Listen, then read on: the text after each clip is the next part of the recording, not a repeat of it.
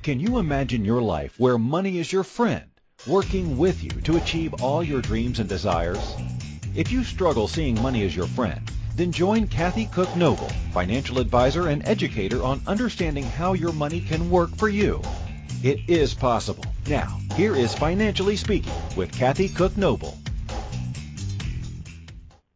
Good afternoon and welcome to the Inspired Choices Network. You are listening to Financially Speaking with your host, that's me, Kathy Cook Noble.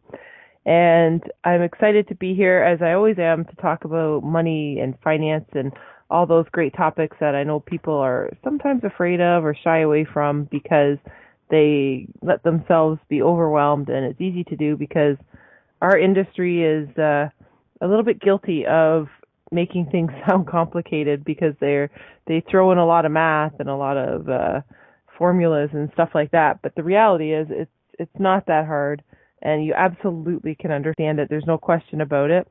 And that's exactly what we do here. The Inspired Choices Network is we break down sometimes what seem to be hard and complicated topics, and we make them easy and self-fitting for your life and give you the tools that you need and the information you need to apply to your life to make your life successful and happy and in however way you define that. And on this show, particularly Financially Speaking, we do it through the financial concepts. So we take out any financial mystery and any financial stress. At least I hope that's what we do. That's our plan, is to make it very easy for you to understand your own stuff. Because no matter what anybody says, I can tell you, you can absolutely understand your stuff. And by day, I'm a financial advisor with bookkeeping, and you definitely can understand your stuff. And I always tell people you don't have to understand everybody else's stuff, or you don't have to understand what's happening on TV or what's happening with the lifestyles of the rich and famous people. You just have to understand your own stuff. So that's what we do here. And as always, we're happy to have you call in or write in or email us suggestions on topics. I'm always especially happy to get topic suggestions because that means that there's a question out there that somebody has a deep desire to have answered and really needs some support with it. And I will look into answering that for you. And if we have a whole show on it, all the better. So I get asked about mortgages a lot. I don't do mortgages. I'm not a licensed mortgage broker. I'm not in any way, shape, or form connected to the real estate industry, either through mortgages or buying and selling real estate. But it is something that affects pretty much everybody's life that I come in contact with, where they have questions about they're either looking to get one, or they're looking to get rid of one, or they're looking to see if they could do something different or something better. So that's where today's show came from, is mortgages. And it's funny because just when we start with, and I look at where the word originates from, and we've got mortgage equals death pledge. That's actually what mortgage means in Latin. And it's something called a death pledge. So what does that mean exactly with a mortgage? Well, let's start with, before we get into all what it is and how much and all that, what is a mortgage? So for all of you out there who are thinking, well, I have a mortgage, I know exactly what that is. A mortgage is a loan. It's a mortgage loan is what it's actually called, but we've over time just, simplified it down to the word mortgage. And what it typically is, it's a loan by somebody like a purchaser who wants to buy a piece of property, and there's a seller that's going to sell you the piece of property, and they want to get paid for it. So if I'm the purchaser and I'm going to buy a house from, let's call her Christine. So Christine's selling her house, and I'm going to buy it from her. She's the seller, and she wants me to give her the $300,000 that she's selling her house for. And I, as the purchaser, I'm going to give her $300,000. Now, what happens if I don't have $300,000 in my bank to write a check for? Then does that mean I can't buy the house? No. That means that I need to get a mortgage loan or a mortgage. So that means that somebody else is going to give me the money, and they're going to register something called a lien on the property saying, I have an interest in this property, And in return, I'm going to lend you this money that's secured by the property. So that means that this third party is going to give me the $300,000 so I can give it to Christine so I can buy her house. And then Christine gets to walk away and her house is now sold and there's no connection to her and the house. Now me and the third party person, I now owe $300,000 to this third party, but they're not going to get just $300,000. That's just the principal. They're going to get something else called interest. And that interest is going to be based on how much the interest is, how long I have to pay for, how much money I had to put down.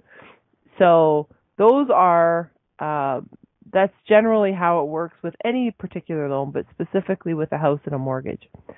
So the term death pledge, where a mortgage comes from, it comes from a term meaning death pledge, and it refers to the pledge dying when either the obligation is fulfilled, which means I've either paid it off, or the property is taken through a foreclosure, which means I didn't pay it and the third party took it because I didn't. So the mortgage is actually, the house is actually used as collateral and secured for the mortgage. So what does that mean? That means the person lending me the money is going to make money on it. They're going to charge me interest. It's going to be over typically a long time, either 20, 25, or 30 years amortized. And that's amortized means that's what they're spreading the amount over for.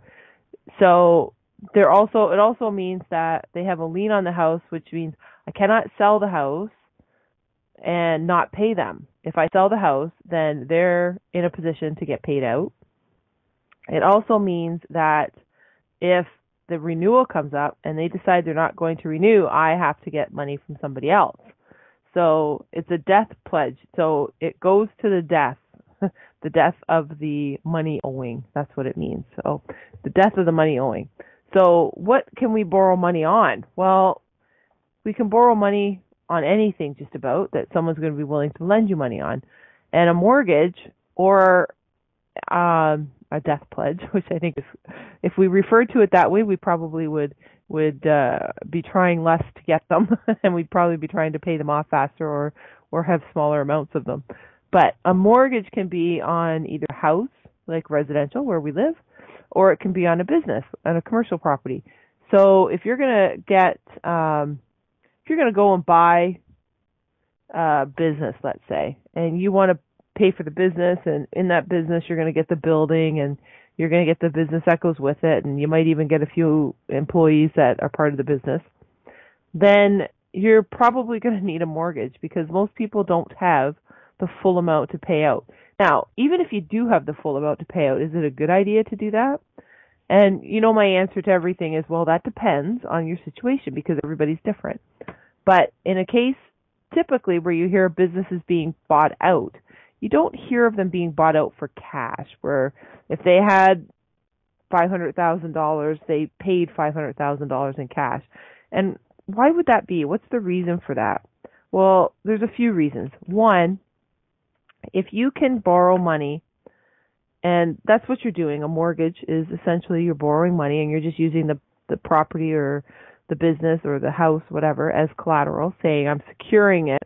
So if I default and I don't pay you, then you're going to get this, which means you should be able to sell it and get all your money back. But if you can borrow money at a lower interest rate and have your cash still available in a case of your business, for example, then you can use that money in your business to grow the business, to use it for marketing, to use it for hiring, to use it for any kind of expansion. The challenge that I see a lot in business, the challenge is cash flow. And what happens is people end up asset rich and cash poor.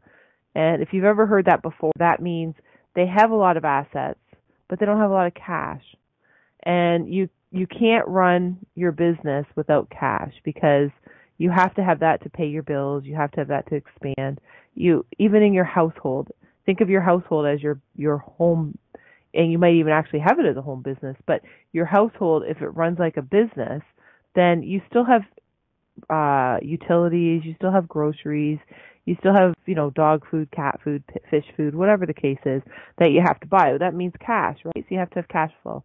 And if all your money is in all your assets and you put all your cash in that, you have no mortgage, and then you have no cash flow, then that makes things a lot tougher for you to grow or even just survive. So, am I saying that you have to have a mortgage? No, for sure not. Sometimes it makes sense, sometimes it doesn't. And then we're going to talk about the different kinds of mortgages, because not all mortgages are created equal. There's different kinds. There's different types of people that can handle different kinds of mortgages. So, what does it mean when I say you're cash poor? Well, you might have a lot of assets, but like I said, you need cash to survive and run day to day. So that's when sometimes it makes sense to have a mortgage. It's also sometimes when people have mortgages not just because they bought it for the first time. So I might be buying my house for the first time. Remember that house I bought from Christine? This might be the first time I've ever bought a house or a piece of land.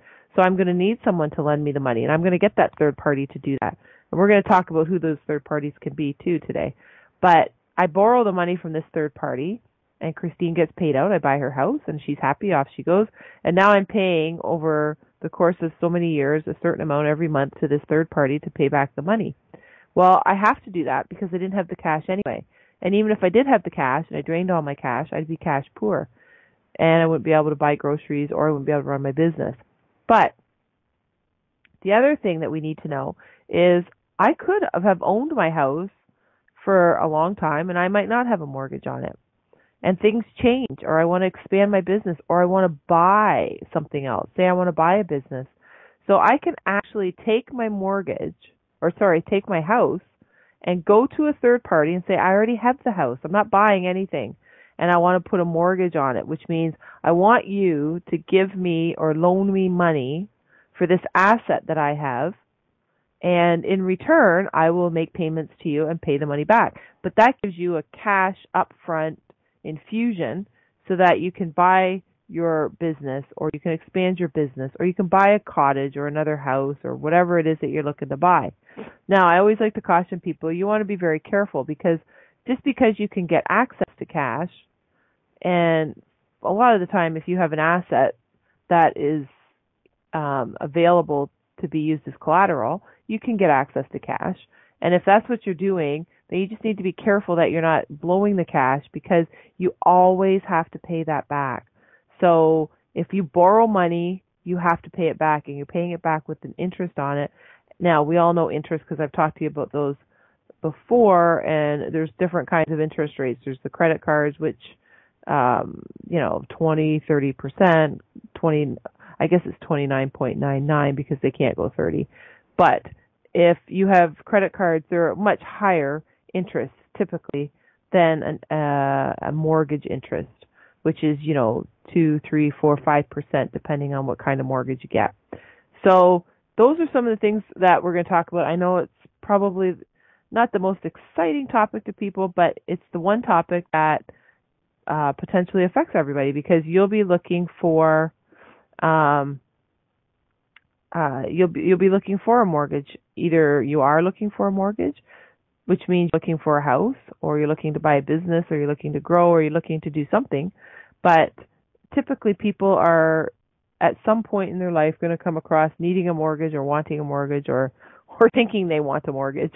Because really, when you say, oh, you're looking to get a mortgage, that means I'm looking to owe somebody money, which I always kind of laugh. I know that's not what people mean, but when they say, oh yeah, I'm looking to get a mortgage, and I'm like, oh, so you want to owe people money. But no, what they really want to do is they want to buy a house, or they want to buy a business, or they want to expand a business, or whatever it is. So anyway, that is what we're going to talk about today. We're going to talk about mortgages. I'm going to talk about the different kinds. We're going to talk about the different terms that people come across with mortgages. If nothing else, today my goal for everyone is to understand what the mortgages are, and potentially just get your mind in a position where if you are looking to buy a house and you're going to be going down this road where you're going to talk about mortgages, then you're going to feel comfortable with some of the terminology, because you're going to see different terms, and you're going to hear different terms when you're talking to the mortgage lender, which we're going to talk about the different kinds of those. So we're coming up to our first break today. Let's take a break. Let's get ready and talk about mortgages. You are listening to Financially Speaking on the Inspired Choices Network, and I'm your host, Kathy Cook Noble. When we come back, we are going to talk more about mortgages, so go get yourself ready and get your mind set and prepared, and stay tuned. We will be right back.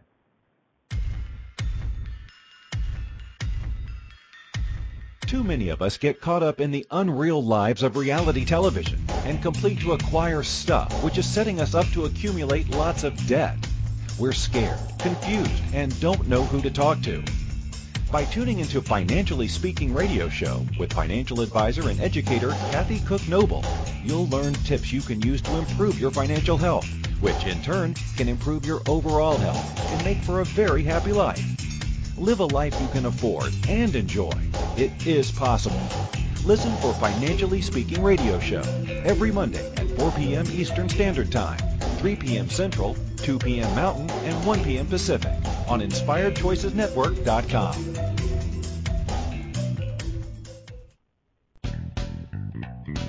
Are you a subject matter expert? Are you here to share your expertise with an audience waiting to hear from you in only the way you can deliver? Are you ready to have your voice amplified across the airwaves? Inspired Choices Network has a global radio platform streaming to millions of people across the world. Professionally produced and supported by an accomplished team every step of the way, you can broadcast from anywhere in the world, knowing your voice matters, and we ensure it is delivered with ease and efficiency. Eager to hear your message, the world awaits. Contact us today to become an Inspired Choices Network radio host. Email becomeahost@inspiredchoicesnetwork.com.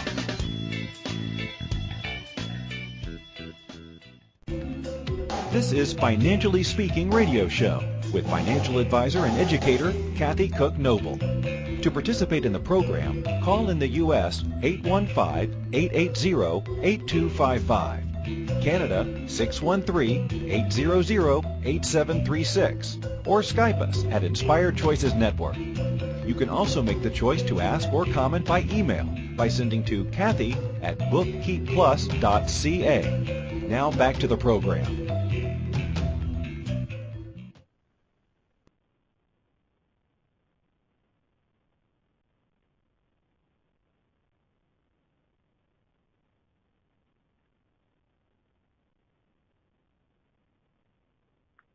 Welcome back. I'm going to guide you through this journey that we take on our discovery of mortgages that we talked about before we went to the break.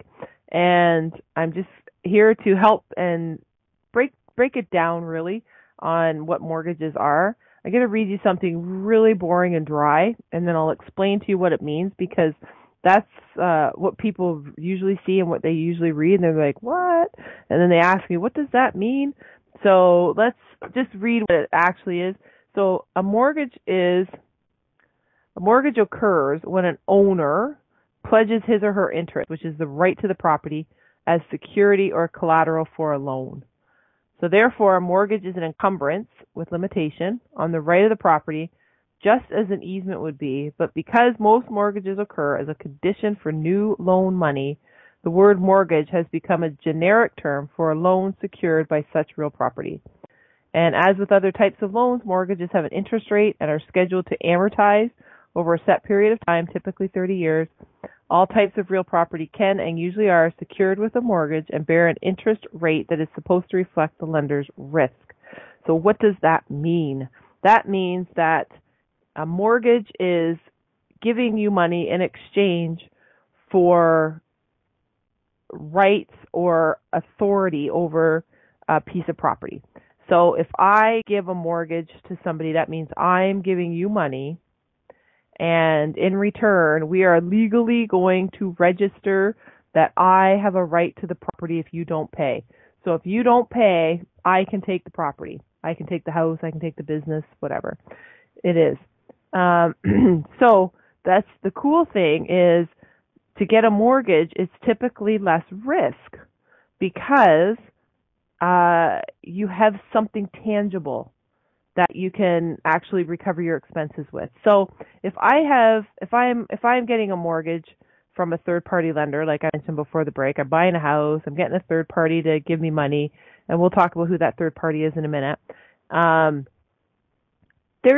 They have a risk. Of course, they have a risk. There's always a risk in lending money, but part of the risk isn't so much that they're giving me a $300,000 loan based on my word. Trust me, I'll pay it back. They're giving me a $300,000 loan based on the value of this house that's worth $350,000, because now they can say, well, worst case scenario, I don't pay. They take possession of the house, they sell it, they recoup their money, and they typically are going to get more than what the mortgage is, because you don't get a mortgage for 100% value of the house. So if the house is worth $300,000, you're not going to get a $300,000 loan. You're probably only going to, at the most, you might get 80% value. So you'll have to come up with 20%, so 20% or 10%, depending on how you do it. And we'll talk about this. You have to come up with $30,000 or $60,000, and then the balance of that is going to be your mortgage. So how do you know if you have to come up with 10 or 20%? Well, a lot of the time, the down payment depends on who you're dealing with. So if you're dealing with different kinds of lenders, so a lender is the one that's going to give you the money up front, or give the money to the seller. Actually, they don't give it to you. They pay the seller out, and then you pay them back. That lender is not, people always think it's a bank. It's not always a bank. It could be any financial institution. It could be a bank. It could be a credit union. It could be private money, and the private lender, that could be, your cousin or me. It could be somebody that isn't a financial institution and isn't a bank, but they're willing to lend you the money. It could be a group of people. You could have, if it's $300,000 that you need to borrow, you could have 3 people give you $100,000 each.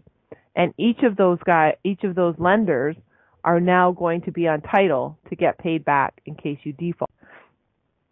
So that's this is where mortgages are kind of fun, because when you think about it, you can go out and borrow money to buy a significant asset, and something that is tangible and has value that you could resell. So in 2009, 2010, when properties in the southern states were really, really, really dropped off and became extremely cheap, then you could have bought up, if you had the ability and you had the credit, which we'll talk about in a minute, but you could have actually bought up a couple houses and held on to them or fixed them up or whatever the case is that needed to be done, and then sold them a couple years later and actually made money. So you could go get a mortgage on a house for $300,000, and if the market conditions are right, and if it's the right kind of house, all these things you have to do your homework on, but you could hang on to that, and in 2 years you could sell it for maybe $375,000, and you pay out your mortgage and you make money off of it. And a lot of people do that. There's a lot of TV shows, and I know a lot of people out there maybe even are doing it. We've all heard of the people who are doing flips, where they buy property and they flip it, which means they buy it cheap, or they buy it where it's depressed or needing a lot of work, and they put the work in and they put the money in, and then they flip it, meaning then they sell it fairly quickly for a profit. So if a house was left abandoned and somebody didn't pay their mortgage and the bank foreclosed on it or the lender foreclosed on it, they might be willing to sell it for just what's owing on it. So if it's a $300,000 house and there's $200,000 owing on it, they might be willing to sell it for $200,000. So you go in and you buy it for $200,000, and you might do a little bit of work and fix it up if it needed some repairs. And then once you have that, you put it back on the market and you sell it for $325,000. Well, $325,000 minus $200,000 that you paid minus whatever your costs are is going to be your profit. So that's what a flip is in a nutshell, where they go out, they buy the property, and then they do something to it to make it more valuable in terms of renovations, and then they sell it fairly quickly, but they don't actually live in it. So you see those shows on TV, they've grown in popularity. On a side note, they make it look really easy. And it can be for some people if you know what you're doing. The challenge is you really got to know what you're doing because you're dealing with a lot of money and you could get yourself into trouble. So just be very, very careful. If you're thinking, well, I could do that, I'll just buy property and flip it. Well, you have to make sure that you're doing your right homework, you're buying in the right neighborhood, you're buying it at the right price, you're controlling your costs that you're putting in. You have the cash flow to make sure that you can afford to do the renovations. And then if it doesn't sell right away, that you have the means to be able to pay for the property taxes and any interest that's owing on money that you've borrowed until it does sell. So you have to be that's not what I'm here to tell you today. That's not my area of expertise. I just know that I've seen people do it very successfully and make a lot of money, and I've seen people get into a lot of trouble and go bankrupt. So if that's what you're thinking, then there's lots of homework, and just make sure you're very careful with it. So I've used the term foreclosure on those in when we're referring to a mortgage, and that the lender has the right to foreclose if you don't pay. What is that? Well, foreclosure is actually, it's like repossession. They repossess the property. They take the property back. And what happens is they seize the property and they say, you haven't paid for it. Now, I mean, there's some paperwork that goes with this. They can't just come up to knock on the door and do this. But if you haven't paid and they're in a position that they can foreclose, what happens is they say, okay, hey, I'm going to take that property back. You haven't paid me for it, and I'm going to sell it myself. Or I'm going to do something with it myself. But either way, I'm going to minimize the amount of costs that I'm out. And that means taking possession of the property.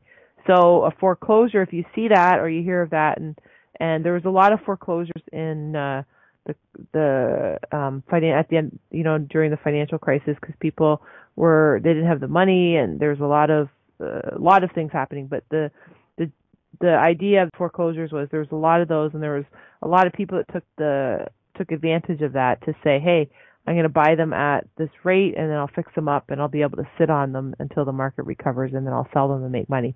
And a lot of people did. But there's a lot of people that also lost their houses and lost their shirt, with figuratively speaking, that when they didn't have the cash and couldn't sit on it. So the completion is when the mortgage deed is set up, and we're going to start paying money on the mortgage. So our borrower is the person who is going to take on using the money to buy the property. The lender is the person, either the bank or the financial institution. They're the one that are willing to give you the money so that you can go buy this asset. The seller is the person who is willing to sell you that property, and the lender is going to pay them out. The principal and interest we talk about a lot in any kind of loan, but in a mortgage especially. And they break it out by principal, which is the original amount of money that's owing. So in our example, it was $300,000. And then interest is the amount of money that's in addition to the cost of borrowing. So, and that's what I want to talk to you about after the next break, is the interest and the principal, because that is the part that I find in my own everyday practice that most people know about and focus on, but I don't know, in my opinion, if they're focusing the right way on it. So that's what I want to talk to you about after the break. We're just coming up to our second break, and we're going to talk about mortgages today, and we're going to talk about we've talked about how they work, what they are, and then I want to talk about different types of mortgages, and we're going to talk about that after the break. When some of the types are, especially interest and principal, some are interest only, some are a term where you have to have so much paid off. You have to have the whole thing paid off over a certain amount of time. Some are payment amount and frequency, which is you're going to pay a certain amount of money over a certain amount of time, and it's a set rate that they say. And then repayment, there's some restrictions or even penalties. So if you had extra money and you said, oh, I just inherited this money, or I won the lottery and I won $50,000, I want to put that down on my mortgage, you could actually be penalized, which means it would cost you money, or you wouldn't be able to do it, to put extra money down on your mortgage. It's not something that's open that you can just do what you want whenever you want. There's a lot of rules that go with it. And we're going to talk about more of that after the break. We're up to our second break.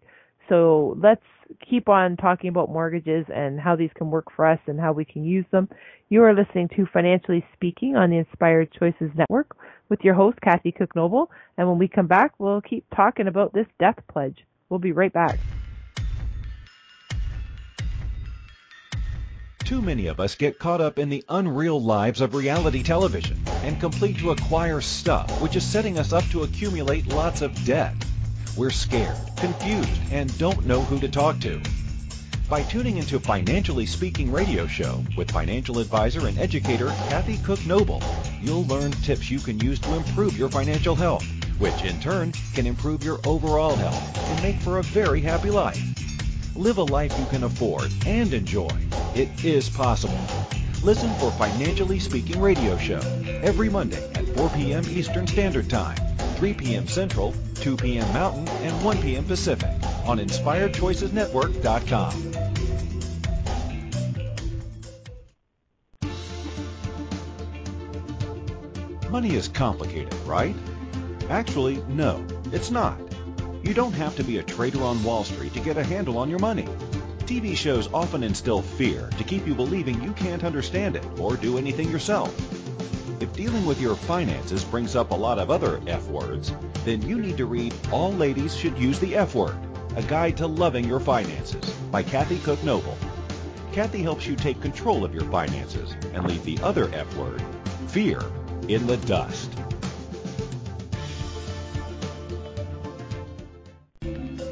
This is Financially Speaking radio show with financial advisor and educator Kathy Cook Noble. To participate in the program, call in the U.S. 815-880-8255, Canada 613-800-8736, or Skype us at Inspired Choices Network. You can also make the choice to ask or comment by email by sending to Kathy at bookkeepplus.ca. Now back to the program. Good afternoon and welcome back to Financially Speaking on the Inspired Choices Network. I'm excited to be here talking to you about our mortgage conversation. It's something that you probably hear every day. There's ads for it. There's signs for it. You can't go anywhere without somebody going to tell you or sell you or do something that's going to make it better for you. Just ask them or read the ad, right? So we talked about mortgages, what they are. I didn't talk about how you get them. The way you get them is you qualify for them. And qualifying, it depends on who you go to as a lender. Remember we talked about that as a third party.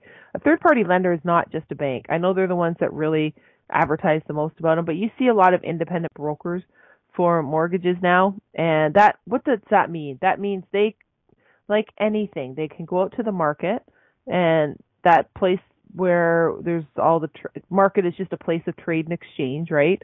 So there's the financial market where you trade money for securities, or you sometimes trade. It feels like you trade your right arm. That's exactly right, Christine. That's funny. We have a comment in the in our chat room here, and it's true. Sometimes you do feel like you're selling your body parts or your soul to the devil or something. But what really happens is you're making an exchange of money or services for something else, and that's what the market is. So in the mortgage in the mortgage world, a broker could go to market and say, okay, I can search different banks. They can search different lending institutions like credit unions or private money, or individuals that are private companies. So there's private companies that do lending. There's individuals that do private lending. So there really is a lot of options. Most people don't realize that with a mortgage, but there really is. So I just want to give you an idea in case you've never thought about this, or what happens, and I find this typically is what happens, is a person or a couple, they'll go in and they'll go to the financial institution and they'll say, I'm going to buy this house and I need a mortgage. And they'll say, okay, let's see what you qualify for. Well, how much do you make? We'll do a credit check. What's your credit score? What's your credit look like? Have you had a mortgage before? how stable is your job, all these kind of things. And then they'll say yes or no. And if they say yes, they'll say, well, we might approve you for, $200,000. So that means that is the most you're going to get on a mortgage, no matter what. So if you go out and you buy $1 million house, you're only going to get $200,000. So you better have the money to put down. And then they tell you, okay, on this mortgage, we're going to give you this interest rate, and we're going to charge you, and you see this now on all the ads, 2.3% or 3.5 and all these numbers. And you look at it and you're like, oh, okay. Well, then it's not a straight line when we talk about this stuff. And it's not complicated. You absolutely can understand it. But you need to understand there's different things to look for, different avenues that you can take. And one of them is there's fixed and there's variable. So fixed means that is it. It is going to be 2.5%. It's not going to change, and it's going to be for a term, and a term is going to be the length of time. So it might be a 2.5% for 5 years. That means you are committing in blood, almost, it feels like, but you're committing to 5 years to pay 2.5% interest on your total mortgage. And that's going to result in X dollars a month. And out of that month, so much is going to go to interest and so much is going to go to principal. So let me give you an example. If you had a $200,000 mortgage, okay, and say your annual interest rate is 4.5%. You're committing to that 4.5%. Now, they amortize it, which means they spread it out over 3 years, but they give you a 25-year mortgage.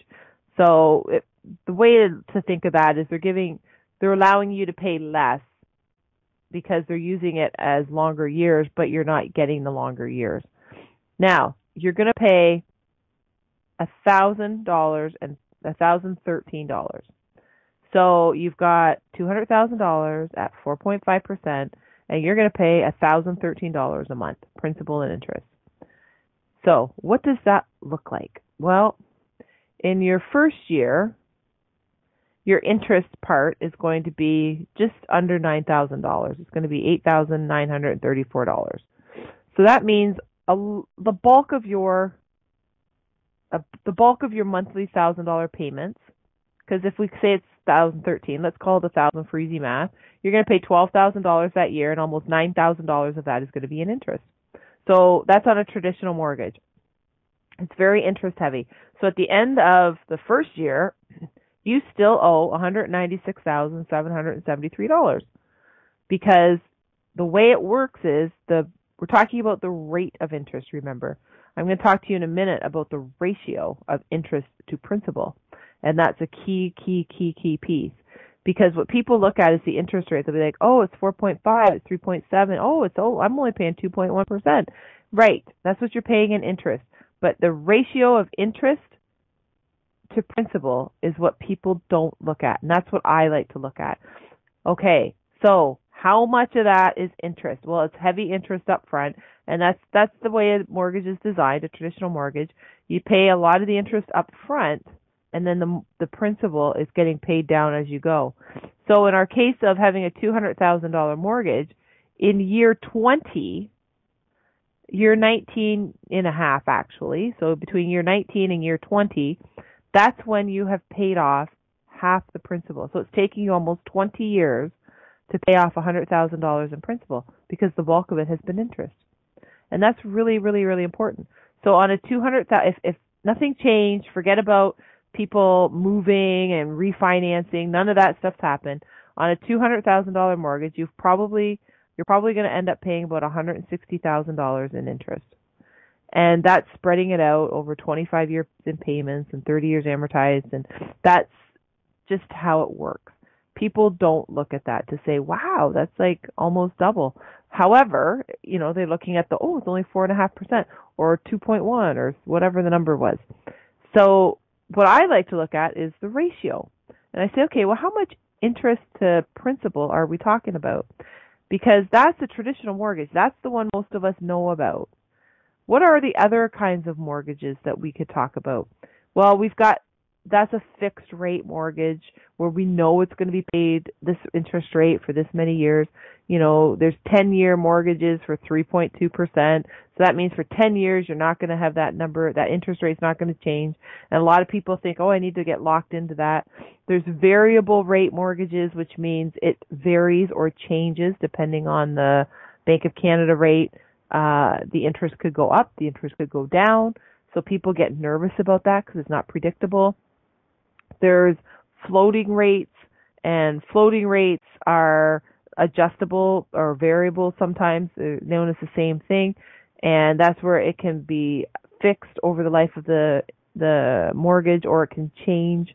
So it's gonna float depending on what different type of interest rate the government, if the Bank of Canada changes it, so a floating rate or a variable rate.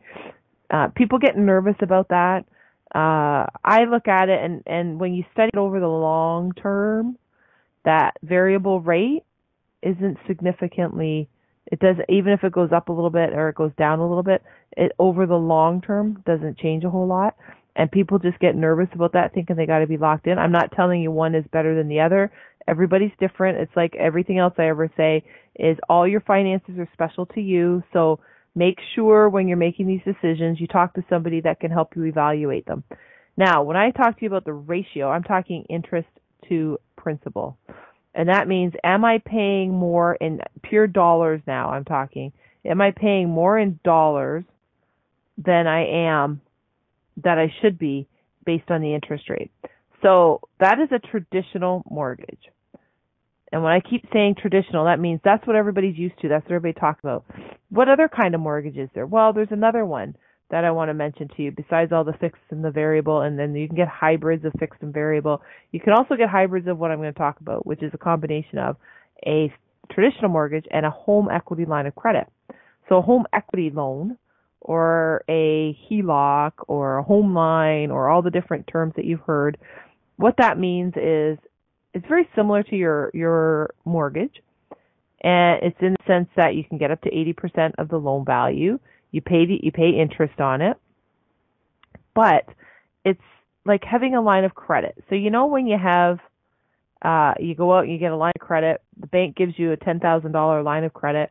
That means here it is, no strings attached, essentially, right? And you can go buy and spend whatever you want with that money as long as you pay the interest every month. Now, eventually you have to pay the principal back, but what they're concerned about is making sure that the interest payment gets made. Home equity line of credit is the same thing, only it's a line of credit against your house. So if you go out and buy a house and you say, I want a line of credit, they'll say, oh, well, we'll give you a line of credit and we'll use your house as collateral. Same thing I said about a regular mortgage, remember? A traditional mortgage? It's the collateral. The difference is you're required to pay the interest on the loan, which in this case is the line of credit that you're secured with the house. So you have to pay the interest on it. So what does that mean? That means that the ratio is now different. That means you can be paying the same $1,000 a month, only you're going to be putting more of that towards your principal because you have to pay the interest, but you can always put more down. There's no penalty. Remember I said there could be a penalty if you wanted to put more down on a traditional mortgage? Well, that's because you're only allowed, in some instances, on the anniversary date of yours, which is the year, say you bought the house July the 1st, well then every July the 1st, you might be able to put down an extra 10% of the loan value, or you might be able to put down a fixed amount. Depends on how it's worded. But it's not, I just came into this money and I want to put more down. It doesn't work like that. A home equity line of credit works more like that. You can say, oh, well, it's just a line of credit. It's open in that sense. So I can go in and I can put $10,000 down July 1st. I can put $10,000 down August 1st. If I got a bonus at work, I can go put that down. So now you're putting money down on the principal. And the lower the principal, the lower the interest rate.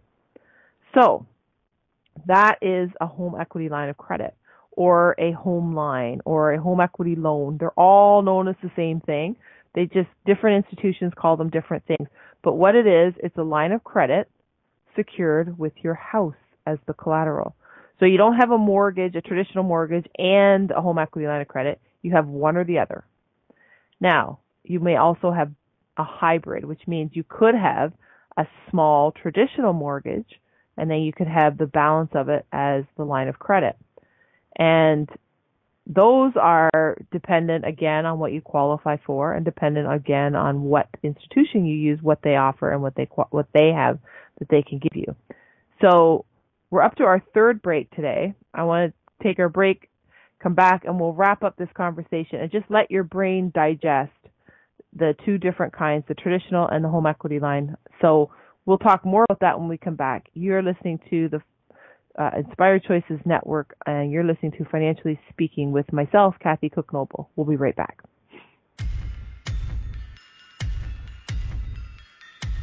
Too many of us get caught up in the unreal lives of reality television and complete to acquire stuff, which is setting us up to accumulate lots of debt. We're scared, confused, and don't know who to talk to. By tuning into Financially Speaking radio show with financial advisor and educator Kathy Cook Noble, you'll learn tips you can use to improve your financial health, which in turn can improve your overall health and make for a very happy life. Live a life you can afford and enjoy. It is possible. Listen for Financially Speaking radio show every Monday at 4 p.m. Eastern Standard Time, 3 p.m. Central, 2 p.m. Mountain, and 1 p.m. Pacific on InspiredChoicesNetwork.com. Money is complicated, right? Actually, no, it's not. You don't have to be a trader on Wall Street to get a handle on your money. TV shows often instill fear to keep you believing you can't understand it or do anything yourself. If dealing with your finances brings up a lot of other F words, then you need to read All Ladies Should Use the F Word, A Guide to Loving Your Finances by Kathy Cook Noble. Kathy helps you take control of your finances and leave the other F word, fear, in the dust.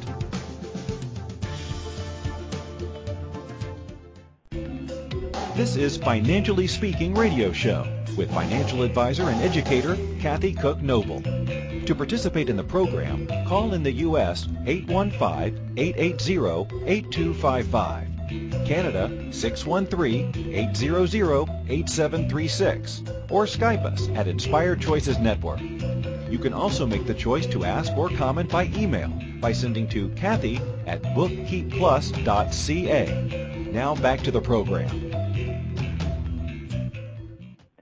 Welcome back, everyone. You are listening to Financially Speaking with myself, Kathy Noble, on the Inspired Choices Network, where we spend our days and nights on every other of the shows helping to make people's world better and their lives better and improved, and offer them the help and assistance that they need with whatever it is they're looking for at the time. And I do that here on Financially Speaking just by the financial part, where people need a little bit of help or have a few questions about financial concepts or financial issues that they're looking at. And today we were looking at mortgages and what they are.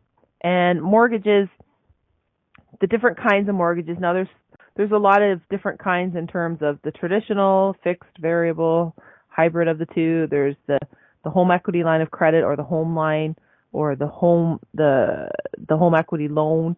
However you want to word it, they all have different names. It depends on the different institution.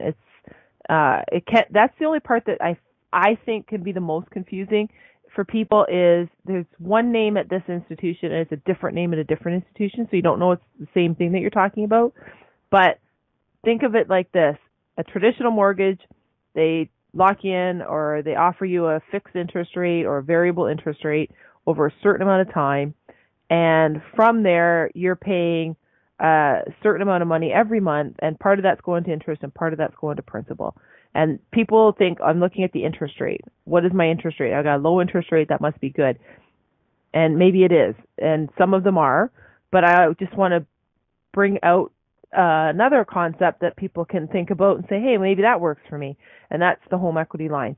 And that is a line of credit secured with your house, and you still pay an interest rate. And usually the interest rate's a little bit higher than a traditional mortgage. And the reason for that is, so if it's if you could have got 2.5% on your traditional, you might get a 3.5% on your home line. And the reason for that is you're going to be paying a lot less interest, typically, because you're paying it down faster, because you're able to put more on it without penalty. And there's a lot of pieces that go with it. Do not go out and get one over the other without doing your homework or without talking to somebody. But my goal is to just highlight the differences and highlight the options that are out there so that you know what to ask for, that you can go and at least have a conversation with somebody and say, hey, what is this home line? Will that work for me? Is that something I qualify for? Is that something I would like? Is that the way to go? Is that even something the lender that I'm working with offers? So these are all the questions that we can look at. But now it's just arming you with the opportunity to say, hey, let me make sure that what I'm doing is the right thing for me and my family, or it's the best way for me to purchase that house or purchase that business or expand that business or expand my real estate portfolio or whatever it is that you're doing. So my goal is I get asked a lot about mortgages, and everybody, like everything else I ever say, everybody's different, everybody's special, and everybody's unique in their own circumstances. So just if I didn't bring this up, I know a lot of people don't know about the different kinds, and I just want you to be armed, so that you can go out and be armed with the knowledge or the questions so that you can say, hey, does that work for me? Is that what I want? I mentioned I don't do mortgages. I'm not a mortgage expert. I just help. I know from my own personal experience, and I know from my work experience, that I just help people understand the differences, and then they go out and they see which one's best for them. Sometimes it works for them to have the home equity line, and sometimes it works for them to have the traditional mortgage. And a lot of it comes down to self-discipline, because remember, it's a line of credit. So if you don't have the discipline to not spend money and you're paying this down, you still have access to that money. So you want to be very, very careful. And that's one of the key pieces that I always talk to people about or caution them about, is if you are not disciplined in your spending. And by that I mean, if you have a line of credit of $200,000 and you're paying it down month after month after month, and you now have $100,000 paid off, and you have access to $100,000, you're not going to go crazy and buy, a bunch of shoes and a boat and a ski-doo and a castle or whatever you're going to do. You don't want to waste your money because you have access to it. So those are all the things. I just want to get your brain thinking about the different things that you can do and why you would do them. And that's what mortgages are. That's the death pledge that we started talking about at the top of the show, and just wanted to share that and shed some light on it, because I do get asked that a lot. If you have any questions, please write in, please call, please let us know. Join us in the chat room, and we will try our best to answer your questions. We're going to talk next week about the millionaire calculator, because the other question I get asked a lot is, how do I become a millionaire? And becoming a millionaire is a question of mindset. It's a question of dollars and cents, of course, and it's a question of, what do you consider a millionaire? Is it considered having $1 million in the bank? Is it considered having $1 million worth of net worth? Is it considered being debt-free and having $1 million? Is it considered having a savings of $1 million? What is a millionaire to you? What is $1 million, and how do you become one? So next week we're going to talk about that. And as always, please join us here on the Inspired Choices Network. And if there's something out there and you're thinking, oh, I have this great gift I could share with the world, or I have this knowledge or specialty, and I really would like to be a host and share that, then please, please, please reach out, because I know Christine would be happy to hear from you. She's our leader here, the owner of the network, and she's always looking for people to share their wisdom and gifts with. So join us here, same place, same channel, same time next week, and we'll talk more about financially speaking and what matters to you, what it affects you, and how we can understand it better together.